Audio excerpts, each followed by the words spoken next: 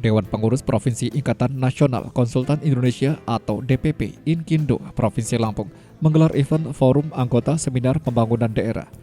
Fora bertujuan untuk memberikan pemahaman dan perlindungan hak-hak anggota Inkindo, termasuk memberikan kontribusi pemikiran, gagasan, dan solusi terhadap pembangunan di Provinsi Lampung. Forum ini menghadirkan sejumlah narasumber kenamaan, yakni Wakil Ketua Umum Bidang Pranata Usaha DPN Inkindo Ronald Sihombing Hutasoit dan Ketua Dewan Pertimbangan Kamar Dagang dan Industri Indonesia atau Kadin Lampung Ardiansyah. Ketua DPP Inkindo Lampung Mehmet Humaidi dalam sambutannya mengatakan, Fora Inkindo mengusung tema mewujudkan pembangunan jasa konsultan yang sejahtera, maju, dan berintegritas ini berlangsung di Hotel Emersia, Selasa 10 September 2024. Fora Inkindo merupakan forum diskusi untuk mengedukasi para anggotanya terkait tantangan dan permasalahan yang kerap dihadapi oleh pengusaha konsultan. Anggota atau fora ini merupakan amanat dari anggaran dasar dan anggaran rumah tangga Ikatan Nasional Konsultan Indonesia pasal 42 yang berbunyi antara lain forum anggota diselenggarakan oleh DPP Dewan Pengurus Provinsi yang mempunyai fungsi dan kewenangan untuk A. sebagai forum komunikasi dan koordinasi antara DPP dan anggota, B. membahas hal-hal yang dianggap penting dan memberikan rekomendasi guna mendukung program kerja. Bapak Ibu dan saudara-saudara yang saya hormati, Inkindo Ikatan Nasional Konsultan Indonesia berdiri tanggal 29 tahun 1979 dari hasil musyawarah dan mufakat dua asosiasi antara Inkindo dan Persatuan Teknik Pembangunan Indonesia atau PKTPI bergabung atau merger menjadi satu, yakni Ikatan Nasional Konsultan Indonesia atau Inkindo. Kantor perwakilannya sudah tersebar di Indonesia, kurang lebih sudah 34 DPP atau Dewan Pengurus Provinsi yang anggotanya kurang lebih 6.252. Kemudian sementara DPP Inkindo Lampung anggotanya kurang lebih 179 yang tersebar di 15 kabupaten kota.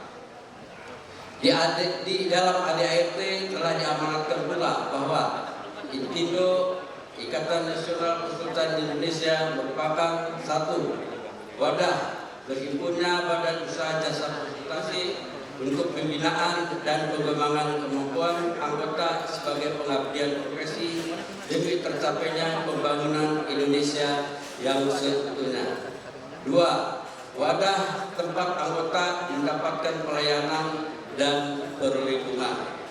Tiga, wadah komunikasi dan koordinasi antara anggota, instansi, dan masyarakat.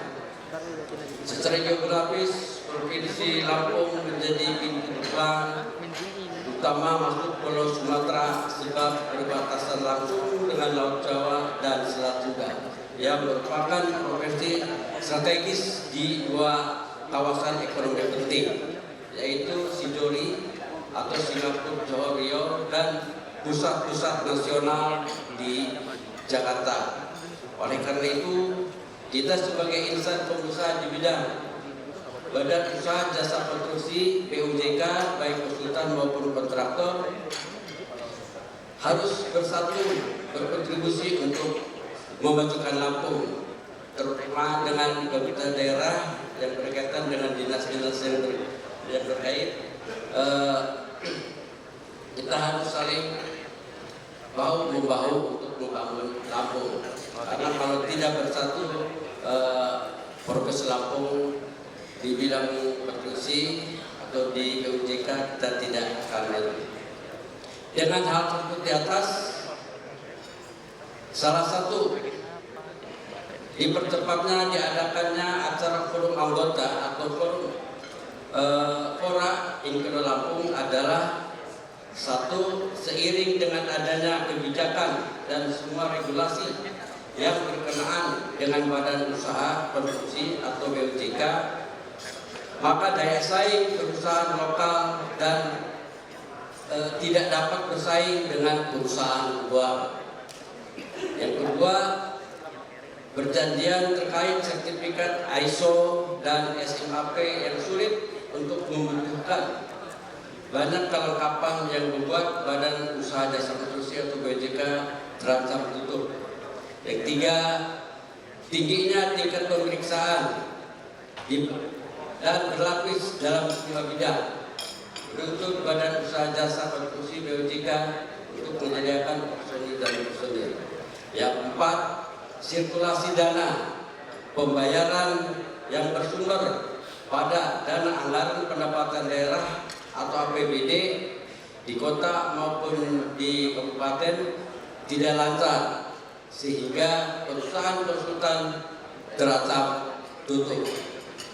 Demikian atas sambutan saya, lebih kurangnya mohon maaf. Wassalamualaikum warahmatullahi wabarakatuh. Dalam kesempatan ini, Asisten 2 Pemprov Lampung Mulyadi Irsan mewakili pejabat Gubernur Lampung Samsudin berkesempatan membuka kegiatan temu antar tenaga ahli dan konsultan. Mulyadi Irsan mengajak anggota Inkindo bertransformasi menjadi badan usaha yang profesional, meningkatkan pelayanan hasil jasa konsultasi, standarisasi produk sebagai wujud kepuasan pemerintah. Lampung sebagai budaya tanaman pangan, perkebunan, peternakan, ini model ekonomi Lampung, karena Lampung berdekatan dengan Pulau Jawa.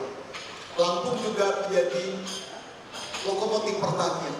Nah, bagaimana ke depan dengan kondisi geografisnya, luas ruangnya itu 33.553 km tersebut. Saya kenalkan dulu, supaya lebih sayang, lebih dekat dengan Lampung. Ada 15 kabupaten kota dengan penduduk 9,7 juta jiwa. Ini menjadi modal bagi Lampung untuk mengeksekut pembangunan yang ke depan. Nah, dari sini Bapak Ibu sekalian, sesuai dengan tema hari ini, dalam Undang-Undang Jasa Konstruksi Nomor 2 Tahun 2017, apa sih yang harus kita lakukan? Tadi ada slogan prosper, welfare, kesejahteraan, masyarakat dan sekaligus anggota Inkindo-nya. Tepuk tangan untuk Inkindo. Bicara sejahtera mencerdaskan kehidupan bangsa, ikut melindungi ketertiban dunia dan bangsanya. Ini adalah hal yang paling utama dalam rangka tujuan bernegara. Jadi bangsa Indonesia itu punya cita-cita yang mulia, yang memang digagas oleh founding fathers. Merdeka, bersatu, berdaulat, adil dan makmur. Nah, dari situ Bapak Ibu sekalian, dalam rangka mewujudkan cita-cita bernegara itu, kita butuh pembangunan. Dari butuh pembangunan ini yang harus ditepati ketika kita sudah 71 tahun merdeka. Kita butuh pembangunan. Ketika bicara pembangunan, butuh perencanaan, butuh pengawasan. Jadi Inkindo mengambil bagian daripada itu. Kita lihat bagaimana saat ini dan ke depan ketika negara kita sudah menyiapkan perencanaan jangka panjang. 2045 kita menjemput Indonesia Emas. Besok 2025 presiden baru, DPR baru, gubernur baru, bupati baru, wali kota baru, tapi Inkindo tetap baru, standar berkesinambungan. Tepuk tangan lagi. Nah, apa yang harus diperbuat Bapak Ibu sekalian? Karena mimpi Indonesia Emas itu, ini yang harus dilakukan. Tidak ada pilihan lain, adalah keniscayaan. Ketika kita ingin melakukan penguatan kualitas sumber daya manusia, tentunya tidak terlepas terhadap penguasaan kita. Kita ingin mengawal ekonomi yang sustain, berkesinambungan, berkelanjutan. Kita ingin pemerataan pembangunan, karena Lampung dengan 15 kabupaten kota itu, kalau melihat angka makronya agak sedikit timpang karena terjadi disparitas. disparitas pembangunan di 15 kabupaten kota. Andai saja Lampung hanya punya Bandar Lampung, punya metro, Prinsewu, Lampung itu akan lah, ya aman. Tapi disparitas dan masih dibutuhkan usaha ke depan untuk mengangkat 11 kabupaten lainnya. Ini yang bagi pemerintah Provinsi Lampung harus dilakukan, bagaimana tata kelola pemerintah. Jadi pilar ini dalam rangka menjemput Indonesia Emas 2045. Apa yang bisa kita sikapi Bapak Ibu sekalian ketika situasi kondisinya secara eksternal ini sudah banyak dan ini mempengaruhi terhadap sendi kehidupan kita saat ini dan ke depan. Kita dengar terjadi geopolitik, ya, geoekonomi, ya, jadi Ukraina, Rusia, China, Amerika, ya, semua berseteru secara geopolitik dan mempengaruhi. Kami setiap hari Senin itu memantau bagaimana angka inflasi di daerah. Ya, alhamdulillah tadi Lampung baik-baik saja. Kondisinya sekarang sudah berlebihan, sudah terjadi deflasi. Ini sudah mulai tidak baik bagi kawan-kawan dari sektor industri. Nah, bagaimana nanti dengan demografi, perdagangan dunia, perubahan iklim, teknologi, urbanisasi, ini megatrend yang harus memang dikalkulasi, menjadi pertimbangan bagi kita semua untuk menjemput Indonesia Emas 2045. Nah, bagaimana dengan Fora Inkindo? Tentunya kita lihat ada ruang yang memang sangat terbuka, yang menjadi peluang bagi semua pelaku penyedia jasa. Ya, kalau jasa itu biasanya indikatornya kepuasan. Ya, indikatornya jasa itu kuat. Jasa perbankan, jasa konsultan, semua itu bagaimana memberikan kepuasan. Ini challenge.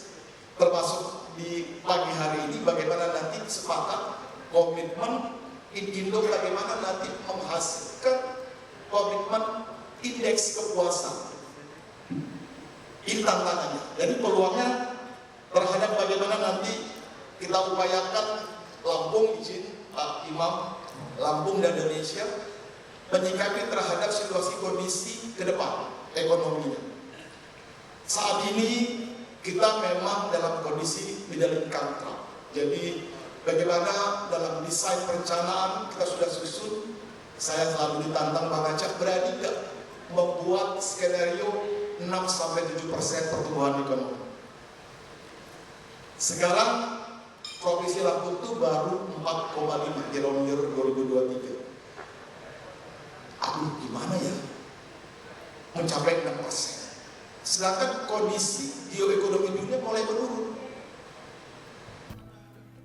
Dalam sesi talkshow yang dimonitori, Sekretaris Inkindo Lampung Beni Arbi Umran ini berkesempatan memberikan paparan adalah Wakil Ketua Umum Bidang Pranata Usaha DPN Inkindo, Ronald Sihombing Hutasoy. Ronald menyatakan sejumlah permasalahan kerap dihadapi anggota Inkindo, diantaranya regulasi, hukum, hingga perpajakan. Materi ini biasanya 1 jam, tapi tadi diminta 15 menit, mudah-mudahan Pak Moderator bisa memberi waktu kepada saya sekitar 20-20 menit. Saya percepat, supaya Bapak Ibu semua bisa memahami bagaimana situasi konsultan saat ini. Kira-kira begitu ya Pak, izin Pak Moderator ya. Baik, Bapak Ibu saya akan mulai dengan silakan tolong teman-teman dari operatornya ya bisa slide-nya. Ya, baik. Bapak Ibu saya harus mulai dari sini. Di tengah situasi dunia konsultan sekarang agak nusuk gitu ya, agak turun, maka saya harus mulai dengan ini. Melalui Fora Inkindo Lampung, pihaknya membahas berbagai hal permasalahan tersebut hingga solusi bagi para pengusaha konsultan ataupun kontraktor. Inkindo sebagai perkumpulan pengusaha di bidang jasa konstruksi dan kontraktor harus bersatu, berkontribusi, dan berkolaborasi dengan pemerintah daerah, terutama dinas terkait untuk saling bahu-membahu membangun Lampung. Bangsa yang maju di dilakukan oleh tenaga konsultan atau konsultan yang maju dan profesional dan berintegritas. Tadi sudah disampaikan. Jadi tidak ada negara yang maju tanpa konsultan yang maju. Tidak ada daerah yang maju tanpa konsultan yang maju. Ini prinsip pertama. Yang kedua, konsultan itu berperan dari mulai konsep sampai kepada bagaimana dia menentukan suatu rehabilitasi atau pemeliharaan dalam satu bangunan. Jadi konsultan itu berperan dari hulu ke hilir. Jadi kita ada di situ Bapak Ibu. Jadi kalau ada orang yang mendegradasi konsultan di Republik ini, itu perlu kita cek dulu. Cinta nggak dia dengan negara Republik Indonesia? Ya benar, saya harus katakan itu. Yang ketiga, konsultan merupakan faktor penentu dalam industrialisasi dan pembangunan ekonomi suatu negara. Nanti ada data saya tunjukkan. Untuk itu Bapak Ibu semua pelaku dunia usaha, para direktur maupun tenaga ahli perusahaan sekarang, kita konsultan itu adalah menjadi pendorong pembangunan Republik ini atau daerah Lampung ini, kira-kira begitu. Nah, maka tidak ada negara yang maju tanpa konsultan yang maju. Setuju nggak Bapak Ibu itu? Tepuk tangan dulu kita, Pak. Tepuk tangan. Ya, baik. Saya akan lanjutkan. Ini gesernya gimana ya? Boleh dibantu Pak? Geser ini. Oke, di situ ya. Baik. Oke, tadi sudah disampaikan oleh Pak Asisten. Kami nggak ketemu, belum ketemu baru tadi, tapi sama filosofinya. Jasa konsultan itu adalah layanan profesional. Jadi Pak, kita harus profesional. Nah, profesional itu harusnya apa? Kalau profesional itu, kita itu memang harus dibayar juga sesuai dengan keprofesionalan kita. Tapi nyatanya di daerah itu konsultan itu tidak dibayar dengan billing rate yang pas sesuai keprofesionalannya. Dan saya mendengar informasi katanya ada juga proyek-proyek yang terlambat dibayar, yang belum dibayar di Lampung ini. Itu saya dengar. Nah, maka profesional ini juga harus diterjemahkan bukan aja di levelnya kita konsultan, tapi di pemerintahan juga ini penting. Maka teman-teman yang ada di sini dari pemerintah, ayo sama-sama kita profesional dan mengutamakan pola pikir. Jadi Bapak Ibu, ada fenomena begini Pak. Para pengguna jasa kita menganggap hasil kerja konsultan itu seperti kertas saja, kertas gitu, selesai. Sehingga selalu diukur dengan outputnya laporan kertas. Tidak dihitung daripada profesi konsultan itu yang olah pikir tadi. Jadi dia dibayar memang karena ilmunya, olah pikirnya, bukan hanya dengan output. Maka kadang-kadang ada perilaku yang menyakitkan juga. Apa sih kerja konsultan cuma kertas begini aja gitu. Sehingga Anda nggak layak dibayar sekian. Nah ini yang sering salah. Ini yang sering salah. Maka ini yang harus kita perbaiki. Kita menjadi mitra strategis pemerintah untuk kita berikan juga pengertian-pengertian kepada pengguna jasa kita bahwa konsultan itu bukan hanya sekedar laporan. Tidak, tapi di sana ada pola pikir yang kita kerjakan dengan berbagai teknis metodologi dan keilmuan kita. Itu yang dibayar mahal. Kesempatan berikutnya, Ardiansah selaku Ketua Dewan Pertimbangan Kadin Lampung memastikan kemajuan suatu daerah khususnya di Provinsi Lampung tidak akan pernah terjadi jika hanya mengandalkan dana daerah. Stakeholder harus sepakat untuk bekerja sama mencari pendanaan anggaran pusat seperti menjadikan sejumlah program pembangunan di daerah untuk masuk dalam proyek strategis nasional. Yang pertama adalah betul Lampung pangan. Ini tidak mau bahwa masalah pangan adalah masalah prioritas. Dan Lampung adalah satu daerah yang betul-betul mempunyai sumber daya alam yang sangat mungkin untuk menjadi lumbung pangan. Nah, ini peluang sebenarnya. Jadi pergeseran terhadap konstruksi Anda jangan harap. Bapak dan Ibu tahu, sekarang Provinsi Lampung RAPBD-nya yang direncanakan pada tahun 2025 itu turun dari 7,8 menjadi 7,3. Benar ya? Ada berapa berhasil ya? Bayangkan, APBD itu sudah dirancang turun. Dalam kenyataannya pasti akan lebih turun. Itu sesuatu yang sangat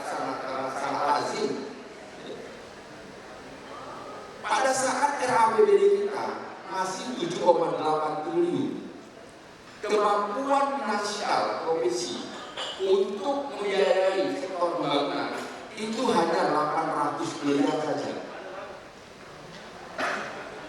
Oh, Pak Anda tahu, ya, saya kan menteri ahli, tenaga ahli pada saya paham betul. Anda punya kemampuan 800 miliar saja.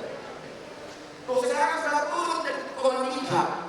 Anda kebayang nggak berapa kemampuan penyediaan anggaran untuk pembangunan infrastruktur di Kota pasti akan turun. Kemana cari? Nah, dan ini juga terjadi di beberapa provinsi. Tren pendapatan, tren APBD beberapa provinsi memang akan turun. Bahkan kalau saya tidak salah, Sumatera Selatan itu turunnya 2,3 triliun. Kenapa? Karena ini sebenarnya terkait dengan regulasi pencairan dana bagi hasil pajak kendaraan bermotor. Kalau dulu pendapatan pajak kendaraan bermotor itu langsung masuk dulu ke provinsi, kemudian dibagi ke daerah. Tahun depan enggak. Tahun depan akan langsung masuk ke kabupaten kota. Nah, karena itu salah satu peluang yang bisa Anda dapat adalah di kabupaten kota. Karena dengan sendirinya maka pendapatan real daripada APBD kota dan kabupaten akan meningkat pada tahun yang akan datang. Nah, ini yang menurut saya harus segera direspon cepat agar kita juga bisa ikut mendapatkan manfaat daripada pelimpahan anggaran bagi hasil itu. Yang kedua, Lampung akan menjadi lumbung energi. Jadi lumbung energi ini sesuatu yang memang sangat mungkin karena Lampung punya potensi alam yang sangat besar untuk dikembangkan menjadi energi. Memang dalam skala teori kita ini sudah tidak bermasalah dalam bidang energi. Karena kita paham dalam listrik misalnya adalah paham interkoneksi, ya kan? Sehingga walaupun pembangkitnya itu ada di Palembang, ada di wilayah-wilayah Sumatera Selatan, ada di Bengkulu, itu akan tetap mampu mensuplai energi untuk wilayah Provinsi Lampung. Tapi kita belum mandiri. Karena itulah program yang akan dikembangkan ke depan itu Lampung harus mandiri pada bidang energi. Dan ini menurut saya kalau bicara energi pasti membutuhkan biaya besar, dan biaya besar itu pasti tidak akan mungkin ditopang oleh kemampuan keuangan daerah. Pasti itu akan ditopang oleh investor swasta ataupun dari APBN. Kemudian yang ketiga, program prioritas ketiga adalah penyediaan terhadap peningkatan program makan gratis. Itu kalau dalam istilah sekarang itu bagaimana namanya makanan yang bergizi, ya, makanan bergizi. Nah, itu kan juga kurang. 3 program itu uangnya akan betul-betul banyak. Dan saya melihat bahwa 3 program itu akan jalan apabila Lampung bisa mendapatkan kucuran dana besar dari APBN melalui PSN-nya. Kalau hanya mengandalkan kemampuan keuangan daerah, sepertinya akan sangat sulit. Apalagi sekarang mampu punya mimpi untuk bisa mengembangkan kota baru. Itu kan pasti butuh dana, butuh uang yang besar untuk bisa mengembangkan kota baru. Kalau tidak ada uang masuk dari investor, ya, atau dari PSN yang dibiayai oleh APBN, sepertinya kota baru akan masih begitu saja untuk kita pandang. Nah, terus ya kepada Ibu, ya, ini satu lagi dalam ke depan ini. Kemarin kami bertemu dengan Menteri Investasi yang baru, Pak Rosan. Pak Rosan itu menginginkan nanti di daerah akan ada komite advokasi investasi, dan itu nanti akan berpusat di Kadin. Jadi hadir nanti itu akan menjadi pusat informasi terkait dengan investasi-investasi apa saja. Dan itu akan menjadi lembaga atau bukan lembaga sih, sebenarnya sebagai sebuah komite ya, mungkin lebih pada kemitraan ya, dengan Kementerian Investasi untuk bisa mendapatkan informasi-informasi terkait dengan masalah investasi yang ada di Provinsi Lampung. Nah, itu peluang-peluang buat Ibu. Nah, saya kembali kepada pandangan kalian tadi. Ya. Mari, Anda semua adalah anggota hadir. Individu, itu anggota hadir ya. Ya. Nah, itu harus bisa memanfaatkan ini. Saya dengan dia sama-sama di KAD. Insya Allah kalau salah, kalau ini lagi tahun kali ini saya akan jadi KAD-nya. Karena itu mari manfaatkan. Anda punya masalah-masalah yang tadi yang kira-kira menghambat, melihat adanya gandalan-gandalan terhadap regulasi, birokrasi. Mari kita bicarakan. Kita bicarakan dan kami KAD punya bisa untuk mengundang kepala daerah, ya, mengundang mitra-mitra kami untuk membicarakan hal-hal dari yang Anda belum tadi.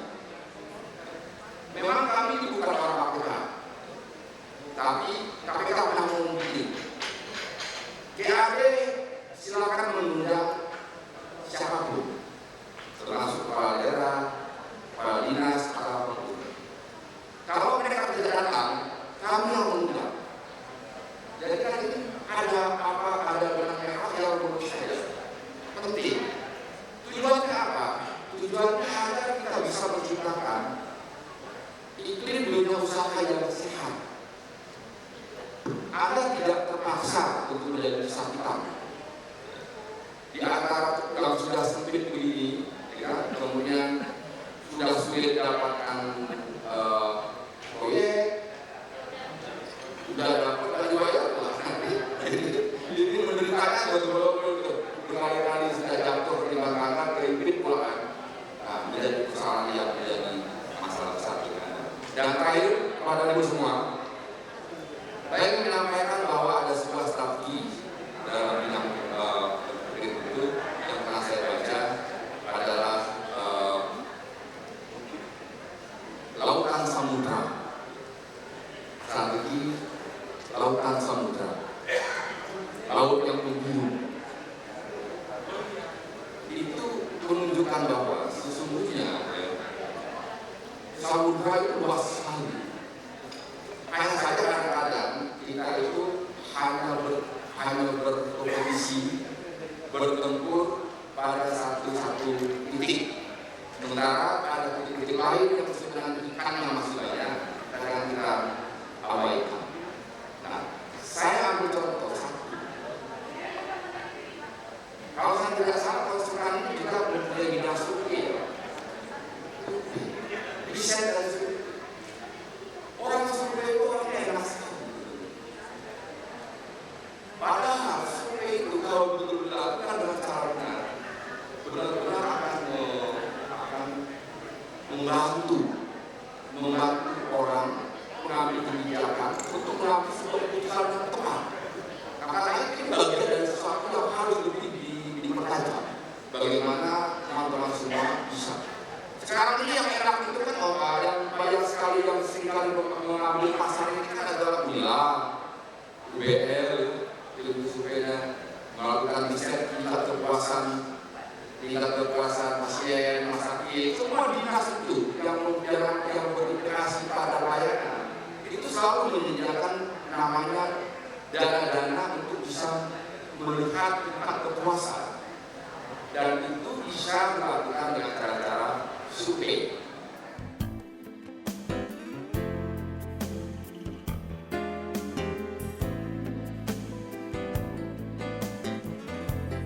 Melalui Fora Inkindo ini diharapkan anggota dapat mencapai solusi mulai dari program, regulasi terkait masalah hukum sampai yang terbaru ini tentang perpajakan.